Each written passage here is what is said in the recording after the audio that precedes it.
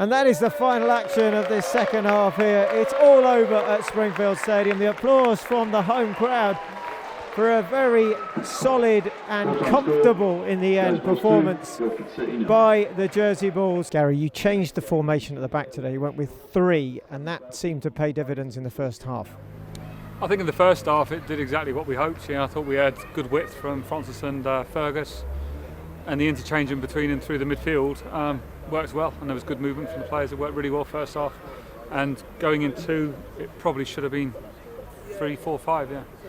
Is there sometimes a reluctance to take the shot? Because today the first goal came from a parry from the keeper, and there was a couple of other efforts that didn't quite, fall, but came from shots again. But sometimes just not taking the shots. I think today the chances. Unfortunately, we put a couple wide of the post where we were probably in great positions to go score. Didn't score. Started the second half. I think fair play to Guildford. They never gave up and kept working and changed their shape slightly, which did.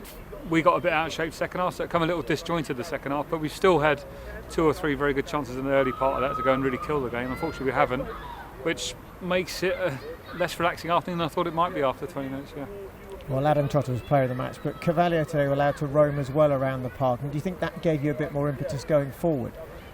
It's what we were looking for. We know what Miguel gives us, and I think in the shape we've been playing recently, he's been out on the left doing great, but he's pretty isolated out there, and he gets stuck on the byline trying to beat a man. I thought if we can get him in those areas, in those pockets, I thought him and Adam did it well. I thought there was good rotation between Luke and Johnny as well. So between them all, I thought we were a real threat and actually pulled Guildford around a little when they struggled to deal with it, which is what we're after. And they're all good players, and they've shown that in that first half particularly. I think second half we've just had to make sure we see the game out, and thankfully one's come back off the post, so we've been all right. Well, it'd be interesting to look at possession, but it seemed like the players had it, the Bulls had it most of the first half and most of the second half, and managed to just keep that shutout basically of Guildford this afternoon.